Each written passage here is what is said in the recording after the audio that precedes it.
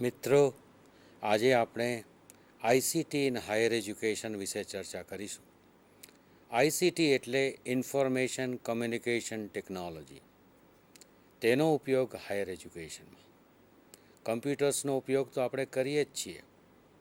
આપણે સૌ ઓફિસનો ઉપયોગ કરીએ છીએ. ઓફિસના કમ્પોનેન્ટ્સ માઇક્રોસોફ્ટ વર્ડ, એક્સેલ, પાવર પોઈન્ટનો જુદા જુદા સ્તરે જુદી જુદી દિશાઓમાં ઉપયોગ કરીએ છીએ. આપણે સૌ એના ઉપયોગથી પરિચિત છીએ. મિત્રો, આ આઈસીટીની અંદર બીજા ઘણા સોફ્ટવેરનો સમાવેશ થાય છે, જે સોફ્ટવેરનો ઉપયોગ કરીને આપણે હાયર એજ્યુકેશનમાં સારી રીતે શિક્ષણ આપી શકીએ અને એવું વાતાવરણ તૈયાર કરી શકીએ જેમાં લર્નર એટલે વિદ્યાર્થી પોતાની રીતે પણ શીખી શકે કમ્પ્યુટર ઉપર વર્ક કરીને. તો મિત્રો, આજે સૌથી પહેલાં આપણે એવા નમૂનાઓ જોઈએ કે જેમાં એ નમૂનાઓ ઉપરથી વિદ્યાર્થીઓ જાતે જ શીખી શકે છે. સૌથી પહેલાં હું એક નમૂનો બતાવવાની પ્રયાસ કરીશ, જેમાં હિન્દીમાં તૈયાર કરવામાં આવેલું એક મોડ્યુલ છે જે પ્લે થશે. આપણને એમ જ લાગશે કે આપણે કોઈ ટીચર સમક્ષ શીખી રહ્યા છીએ. જોઈએ તે મોડ્યુલ.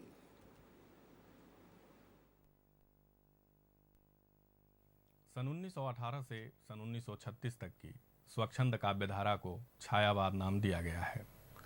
इसे यूरोप के रोमांटिसिज्म से जोड़कर भी देखा जाता रहा है और तब इस पर विदेशी होने का आरोप भी लगा है. लेकिन दोनों की परिस्थितियां अलग हैं और इसके चलते इनके रूप भी अलग अलग हैं. इस दौर की कविता ने उपनिवेशवाद का सूक्ष्म सांस्कृतिक स्तर पर प्रतिरोध किया. इसके लिए व्यक्ति को साहित्य के केंद्र में रखना आवश्यक था. इस युग ने वैयक्तिक अभिव्यक्ति के विशेष रूप पर बल दिया, लेकिन छायावादी वैयक्तिकता की भावना लोक कल्याण की उपेक्षा नहीं करती.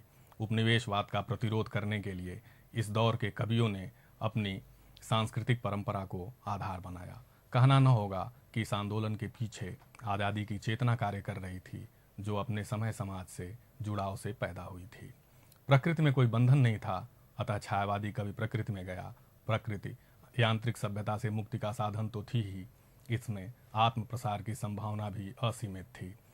इस दौर के कवियों ने तमाम सीमाओं के परे जाने का प्रयास किया. इसके चलते इस पर रहस्यवाद का आरोप भी लगता रहा है. इस युग ने खड़ी बोली कविता को उत्कर्ष पर पहुंचाया. आचार्य रामचंद्र शुक्ल ने छायावाद के प्रभाव साम्य को लेकर चलने की प्रवृत्ति को महत्व दिया है. पहले के कवि तुलना के लिए आकार को महत्व देते थे. छायावाद ने हृदय पर पड़ने वाले प्रभाव को आधार बनाया. महादेवी वर्मा ने स्त्री चेतना को नया स्वर दिया है. इस युग के दूसरे प्रमुख कवि सुमित्रानंदन पंत, जयशंकर प्रसाद और सूर्यकांत त्रिपाठी निराला हैं. આપણે એક મોડ્યુલ જોયું હિન્દીમાં તૈયાર કરેલું. આ મોડ્યુલ જે તૈયાર કરેલું એનાથી આપણે હિન્દીના કોઈ પણ વિષયની જાણકારી હિન્દી ભાષામાં મેળવી શકીએ. આ મોડ્યુલની જેમ જ આપણે ગુજરાતી, સંસ્કૃત જે તે વિષયમાં જે તે ભાષામાં આપણે મોડ્યુલ તૈયાર કરી શકીએ. હવે આપણે એક એવું મોડ્યુલ જોવા જઈ રહ્યા છીએ કે જેમાં આપણે એક પ્રયોગ બતાવીશું. લેબમાં થતો પ્રયોગ, ફિઝિક્સનો એક નાનો કોન્સેપ્ટ આપીએ એક આવા જ મોડ્યુલ વડે. હવે જોઈએ તે module. Answer this question. Let us do a simple experiment. Take a boiled egg and remove its shell. Drop a lighted camphor inside the conical flask. Then place the egg on the mouth of the conical flask. What will happen to the egg? Wow, what a big sound. The egg gets into the conical flask automatically. How? Now here is the answer. For burning, oxygen is required. While the camphor is burning inside the conical flask, it takes some amount of oxygen. So a partial vacuum is created inside the flask. The external atmospheric pressure is more than that of the conical flask.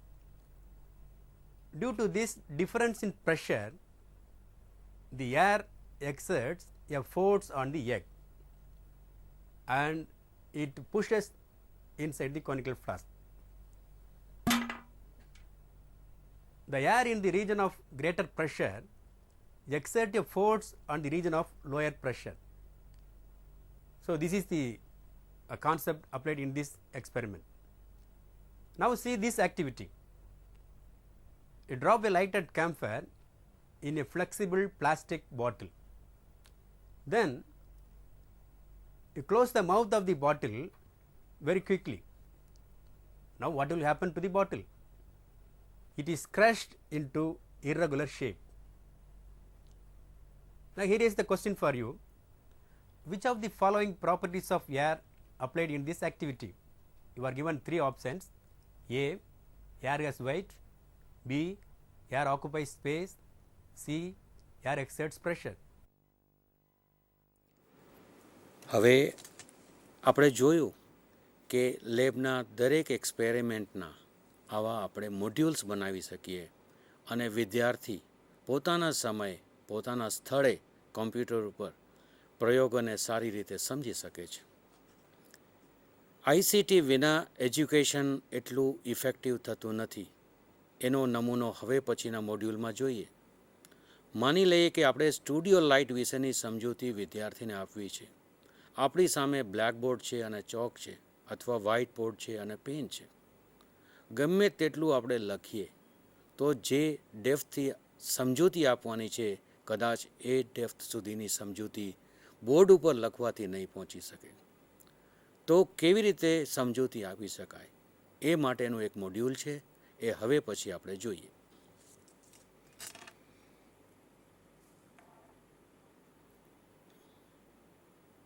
Including film or television production, there are 4 types of lighting instruments. They are the key lights, the fill lights, the back lights and the background lights. In 3-point lighting in the studio setup, the key light is placed at an angle of between 30 and 45 degrees from either the left or the right of the camera. The key lights bring out the surface detail, form and dimension of the subject matter. A fill light in comparison is softer than the key light. The function of the fill light is to partially fill in the shadows created by the key light so as to give uniform clarity and depth to the subject. The third is the backlight. The function of the backlight is to separate the subject from the background by creating a subtle rim of light around the subject. Background lights are used to eliminate the background area and add depth and separation between the different scene elements. The combination of these 4 lights placed in the right place at the right intensity and with the right quality or coherence creates an optimum overall effect.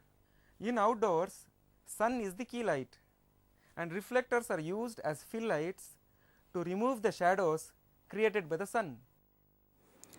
આપણે studio light વિશેની માહિતી જોઈ module વડે. હવે આપણને એમ થશે કે આવા મોડ્યુલ બનાવવા માટે શું વિશેષ સાધન સામગ્રીની જરૂરિયાત પડે? ના.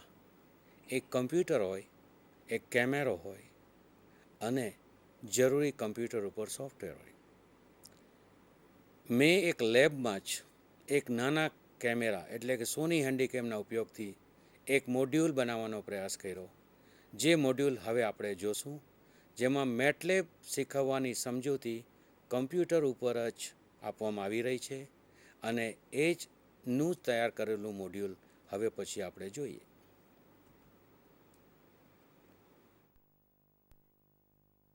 Let us now take another calculation but clearing the screen. I enter a command CLC at the prompt to clear the screen. See, the cursor is at left hand top corner with a prompt there. Now let us do a calculation where we override the predefined precedence.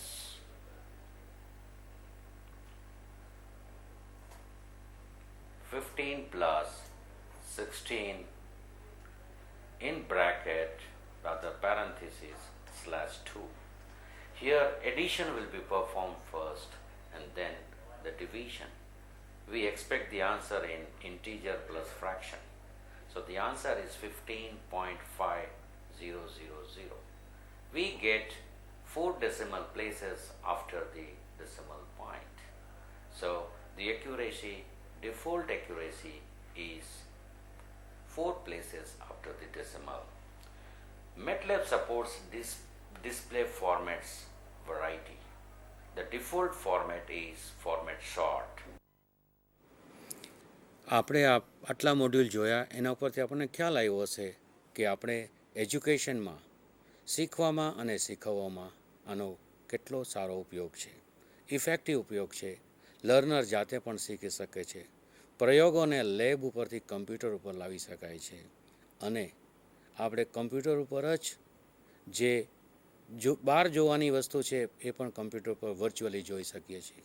ટૂંકમાં આને virtual reality કહીએ તો તેમાં કશું જ ખોટું નથી. હવે મિત્રો એ પ્રશ્ન થશે કે આવા મોડ્યુલ્સ તૈયાર કેવી રીતે કરવા, કયા કયા સોફ્ટવેરની જાણકારી જરૂરી છે. તો સૌથી પહેલાં હું કહું કે કેમેરો તો આપણો ફોટોગ્રાફ લેશે, આપણો વિડીયો લેશે, આપણો સાઉન્ડ રેકોર્ડ કરશે. વચ્ચે વચ્ચેની સ્લાઇડમાં આપણે પાવરપોઈન્ટની સ્લાઇડ જોઈ, ફોટોગ્રાફ્સ જોયા અને ફ્લેશ નામના સોફ્ટવેરમાં બનાવેલા ગ્રાફિક્સ અને એનિમેશન પણ જોયા. આ ફ્લેશ નામનું સોફ્ટવેર છે જે શીખવામાં હું માનું છું ત્યાં સુધી 8 દિવસમાં આપણે શીખી શકીએ. જેમ કે અંગ્રેજી લખવામાં આખી ડિક્શનરી યાદ નથી કરતા. વર્કિંગ નોલેજ ઓફ વર્ડ્સથી આપણે લખવાનું શરૂ કરીએ છીએ અને વર્ડ પાવર વધારતા જઈએ છીએ. તેવી જ રીતે પ્રાથમિક શરૂઆત કરીએ અને ફ્લેશને શીખી લઈએ અને ત્યાર પછી જેમ જેમ એનો ઉપયોગ કરતા જઈએ તેમ તેમ વધુને વધુ શીખશું અને ગ્રાફિક્સ અને એનિમેટેડ પિક્ચર્સ એમાં બનાવી શકીશું. એક નમૂનો આપણે જોઈએ ફ્લેશનો, જેમાં આપણે એનિમેશનની સમજૂતી મેળવીએ છીએ. આ એનિમેશનમાં આપણે એક દડો લેશું, દડાને ચિત્ર બનાવશું, ફ્લોર કે જેના ઉપર દડો ડ્રોપ થવાનો છે અને ઉછળીને પાછો ઉપર આવવાનો છે. એમ કરીને આ દડાને કે બોલને ટેમિંગ કરવામાં આવશે. આને એનિમેશન કહેશું. આ એનિમેશન આપણે ફ્લેશ નામના સોફ્ટવેરથી કેવી રીતે મેળવીશું એની સમજૂતી એક ડેમો દ્વારા આપવામાં આવી રહી છે.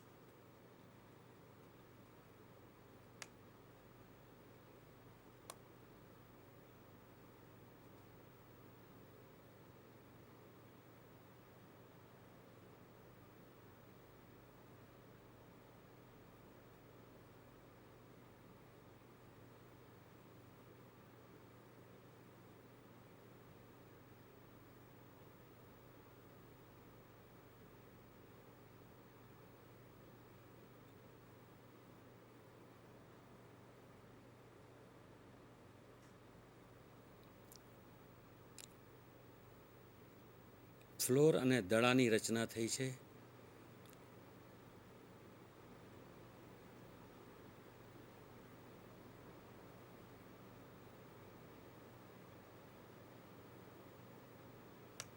દડાને ઉપર લેવામાં આવ્યો, હજી ઉપર લેવામાં આવશે અને તેના દરેક સ્ટેજીસ સોફ્ટવેરના ઉપયોગથી કઈ રીતે થઈ રહ્યા છે તે ડેમોમાં દર્શાવાઈ રહ્યું છે.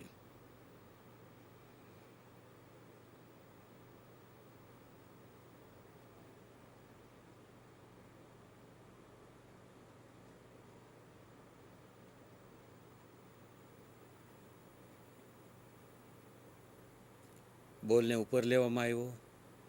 આ એનિમેશનનું પછીનું સ્ટેજ છે.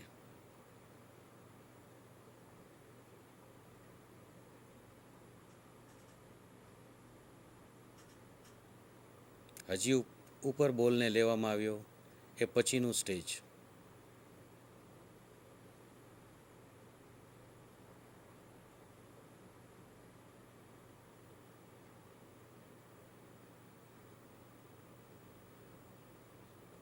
બોલને નીચે લેવામાં આવી રહ્યો છે.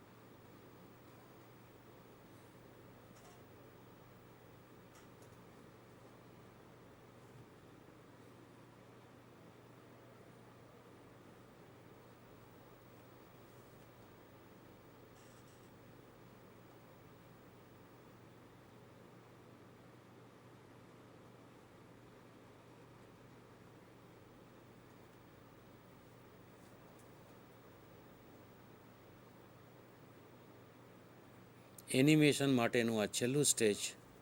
હવે ફ્લેશ નામનું સોફ્ટવેરની મદદથી એનિમેશન તૈયાર કરશે. અને એનિમેશન તૈયાર કરશે એટલે કે સ્ટેજીસ વચ્ચેની ફ્રેમ્સ તે ઓટોમેટિકલી તૈયાર કરશે સોફ્ટવેર પોતે જ.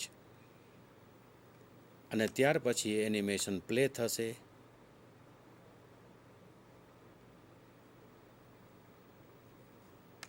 આ છે એનિમેશન.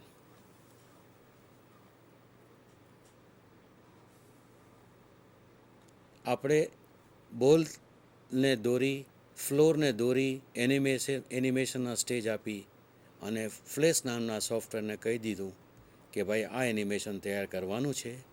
સોફ્ટવેર એનિમેશન તૈયાર કરે છે અને પ્લે કરીને આપણને એનિમેશન આપે છે. ફ્લેશનો ઉપયોગ કરીને આપણે આવા કોમ્પોનન્ટ બનાવી શકીએ. કેમેરા વડે પણ એક કોમ્પોનન્ટ મળે છે જે ડેટા ફાઇલમાં સ્ટોર થાય છે. ફ્લેશના કમ્પોનન્ટ પણ ફાઇલમાં સ્ટોર થાય છે. પાવર પોઈન્ટનો કમ્પોનન્ટ પણ ફાઇલમાં સ્ટોર થાય છે. એ રીતે આપણે જે ટીચિંગ સિક્વન્સ અથવા લર્નિંગ સિક્વન્સ બનાવવાની હોય તેમાં વિવિધ કમ્પોનન્ટ્સનું આયોજન કરી અને એનું સંકલન એટલે કે ઇન્ટિગ્રેશન કરવાનું હોય છે. આ ઇન્ટિગ્રેશન કરવા માટે આપણે સોફ્ટવેરની મદદ લઈએ છીએ અને એ સોફ્ટવેરનું નામ છે non linear video editing. Non linear video એડિટિંગના સોફ્ટવેર છે Adobe Premiere, Velocity, Avid, Pinnacle Studio. સહેલામાં સહેલો